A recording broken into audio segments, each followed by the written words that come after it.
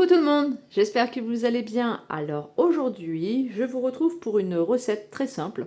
Peut-être que l'une d'entre vous connaisse cette recette, mais c'est pas grave, je la partage quand même avec vous. Je la trouve super bonne, elle n'est pas trop chère et franchement, ça fait un bon repas.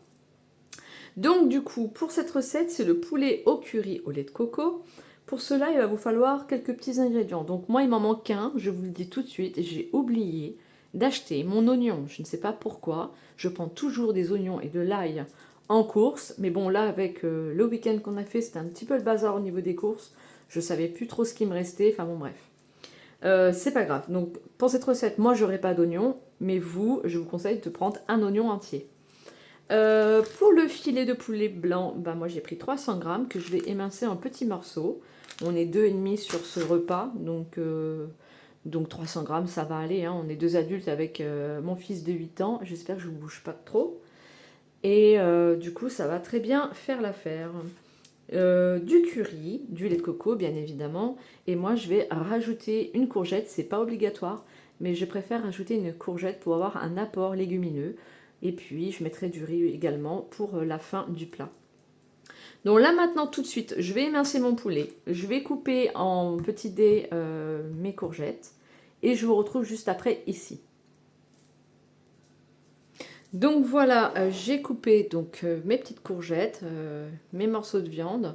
On va mettre tout ça à cuire gentiment. Je pense que je vais commencer par d'abord les courgettes parce que ça met un petit peu de temps, un peu plus de temps que la viande à cuire, avec un bon filet d'huile d'olive. Donc on va se retrouver un petit peu après du côté de la gazinière. Vous devez vous demander c'est quoi ce petit bout de viande qui traîne, mais c'est pour ma chienne, donc du coup je vais lui faire revenir un petit peu avant que moi je mette ça. Et puis au lieu de jeter, parce qu'en fait j'aime pas tout ce qui est gras sur la viande là, enfin les morceaux de nerfs, tout ça là. Donc je coupe et puis je le fais revenir un petit peu à la poêle pour ma chienne. Il n'y a pas de chichi, hein, rien ne se perd.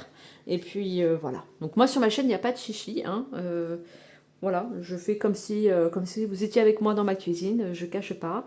Donc voilà. Donc là je vais faire revenir son petit bout de viande pour elle et puis après je vais commencer à attaquer ma recette. Je vous dis à tout de suite du côté de la gazinière.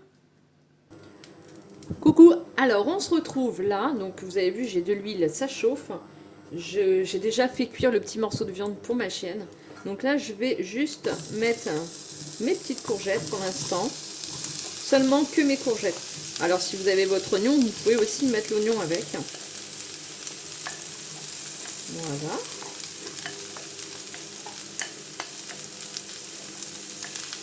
Voilà. Je suis un petit peu déçue de pas avoir mes oignons, mais bon. Voilà.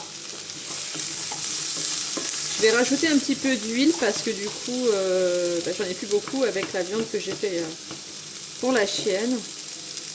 Je vais en rajouter un tout petit peu. Bon, un peu beaucoup. Je vais ralentir le feu. J'avais mis plus fort pour la viande. Et donc là, on va laisser cuire un tout petit peu.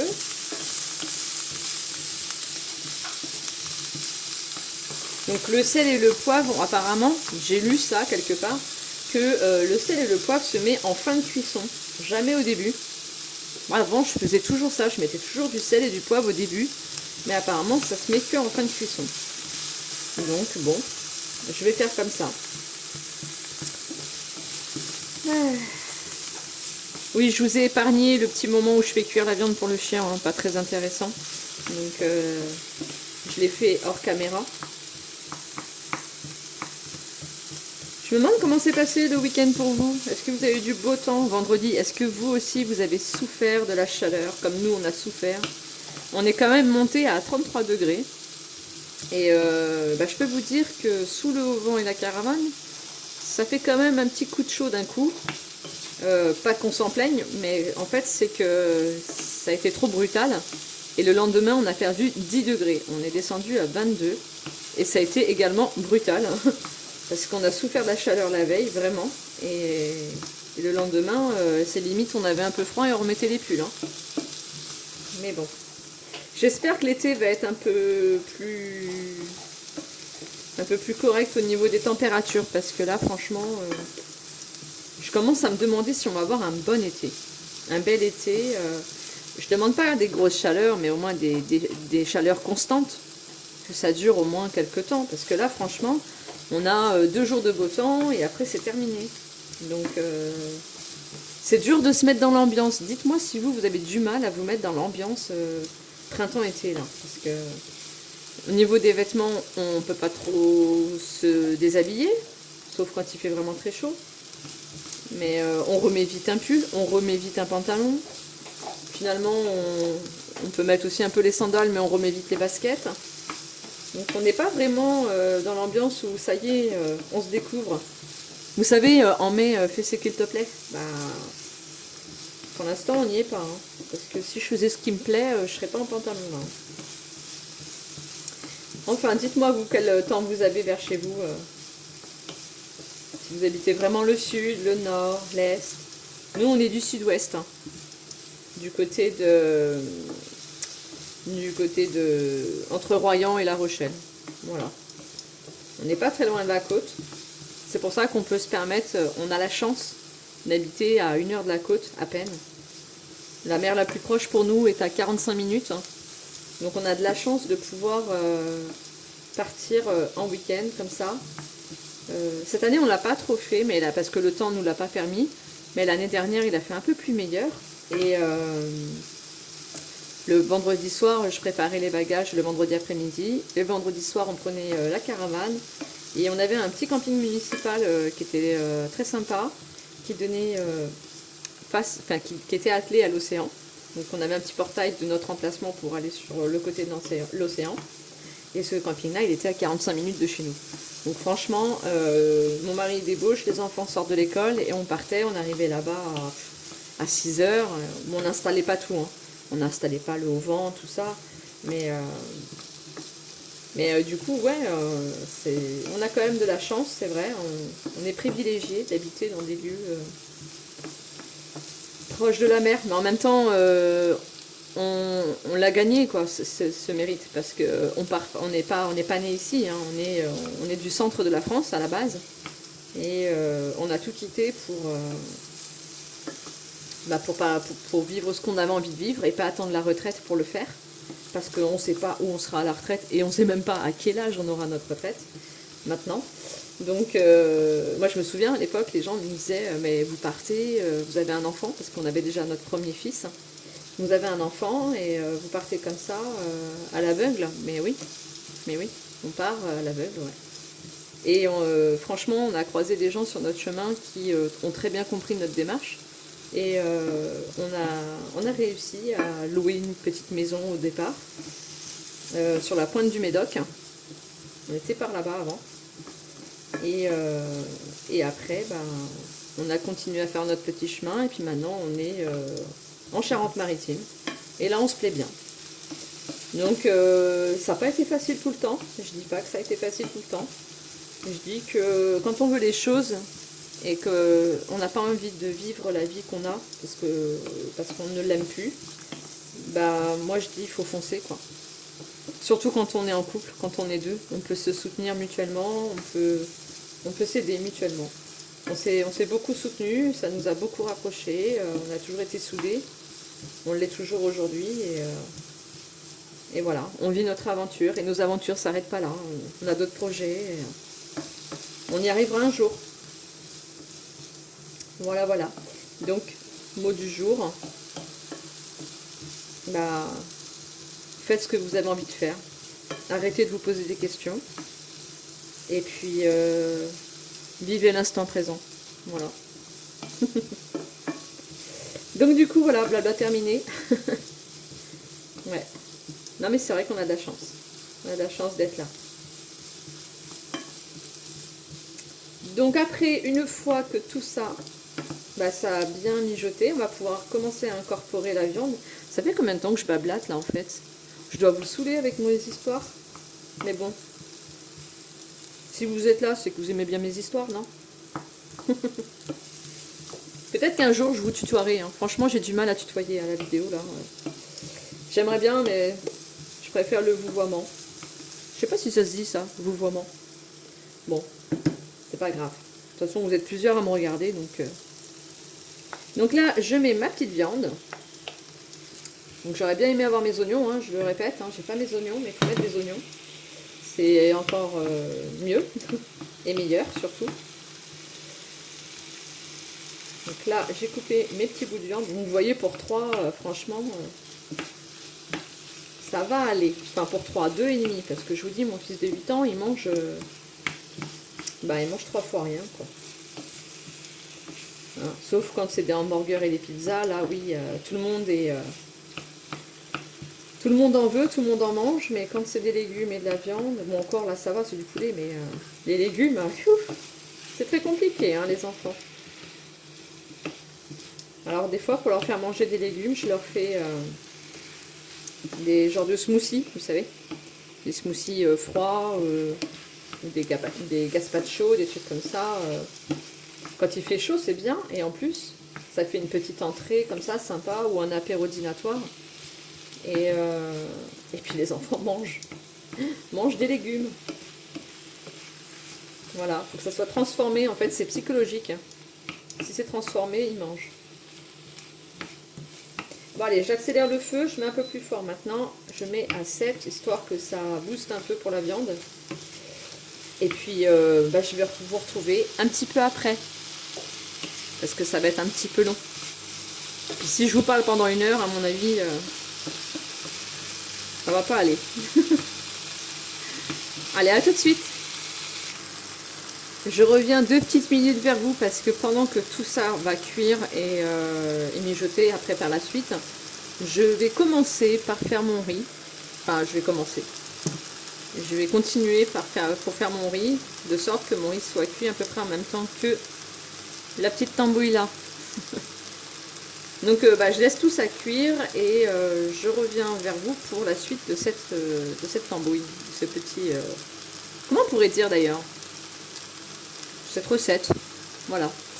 Donc pour l'instant on met pas de curry, on met pas de lait de coco, tout ça en fait ça sera à la fin de la cuisson. Donc on laisse cuire gentiment et puis je reviens vers vous après. Alors du coup je reviens vers vous, oh là je vous ai fait bouger pardon, je reviens vers vous, ça continue à cuire, ça commence à prendre forme. J'avais envie de vous reprendre parce que j'avais envie de faire un petit blabla encore. Donc je voulais juste vous dire en fait que les recettes que je vous propose, je ne suis pas cuisinière, loin de là. Je suis une personne lambda comme vous et j'essaie de partager des idées de menu avec vous. Parce que dans le but de vous donner des idées de repas, déjà. Après, vous l'adaptez à votre sauce, à vos envies, tout ça. Mais je ne suis pas cuisinière, hein, pas du tout. Donc... si vous avez des astuces ou des choses à me dire, à rajouter lors de mes recettes, n'hésitez pas à partager avec moi. Ça sera avec plaisir. Et puis voilà, si on peut s'entraider, c'est cool. Donc voilà le petit bel là. Bon, je vous dis à tout de suite pour la suite. Donc on se retrouve là, ça... Oh là là, c'est pas vrai, je vous fais bouger, pardon, excusez-moi. On se retrouve là, ça a pas mal cuit. On va commencer donc à poivrer et à saler le plat. Et ensuite, on va mettre donc, moi je vais mettre 1 cuillère à café de curry et puis je vais verser donc mon lait de coco par-dessus. Donc pour l'instant, le poivre. Moi comme poivre, j'ai du poivre fou. Je sais pas si vous connaissez, c'est du poivre fou, comme ça. Et dedans, il y a, je crois, il y a 4 ou 5 épices, je sais plus. Du poivre noir, de la coriandre, du poivre rouge, des roses. Bon, bah alors 3, pas du tout. Mais j'aime bien prendre ça.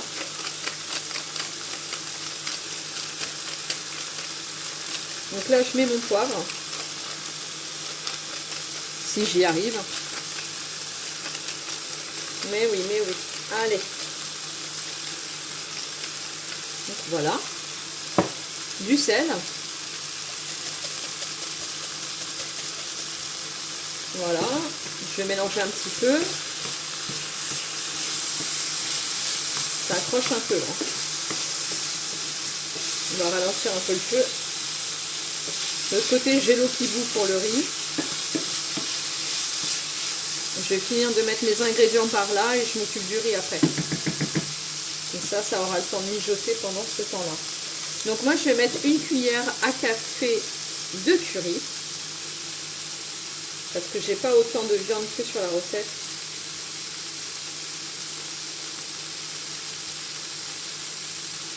Bon, j'en mets un peu à côté, mais ça va.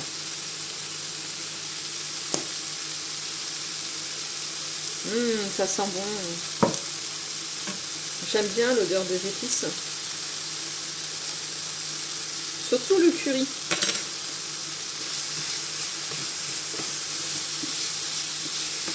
Et on va commencer à verser notre lait de coco. Et après on va ralentir le feu pour que ça mijote gentiment.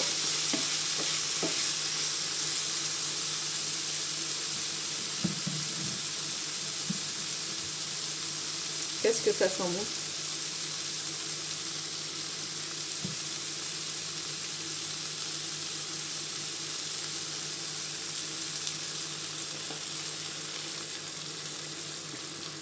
Voilà.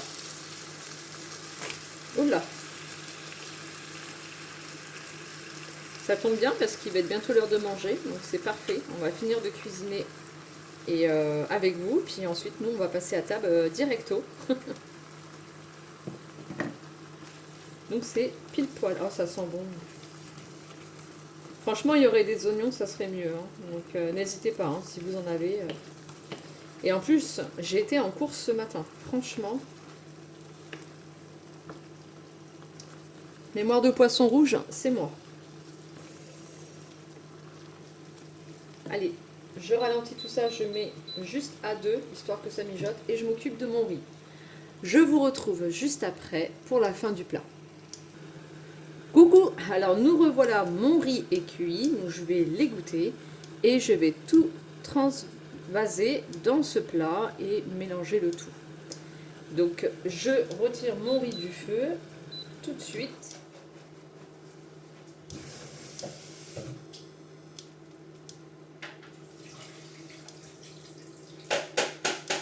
Je suis là.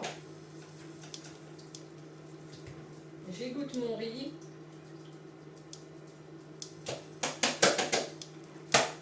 Et donc je mets le riz ici avec ma petite préparation de viande et de sauce pour mélanger le tout. Je rappelle, nous ne sommes que 3 sur ce repas. Donc il y a largement assez pour nous 3. Et voilà. Ça se trouve, il y aura même plus encore. Parce que j'ai tendance à faire plus. Je vais juste vous décaler comme ça. Voilà, vous verrez mieux. Voilà, donc là je mélange le tout. Et après on peut voir s'il y a assez de sel. Donc vous pouvez goûter pour voir. Ou pas. Et puis vous mettez le sel sur la table. Afin que tout le monde se serve en sel s'il y a besoin.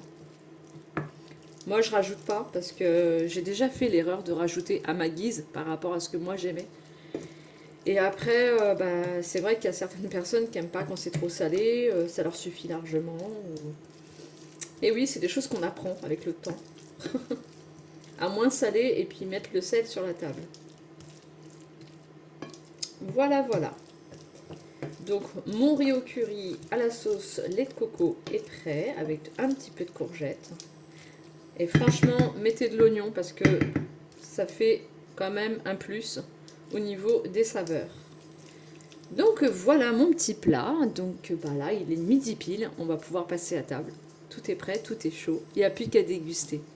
Alors je vous conseille de tester cette recette. Si vous la connaissez, dites-le moi en commentaire. Et puis sinon, je vous dis bon appétit. Et à bientôt pour une prochaine recette. Au revoir.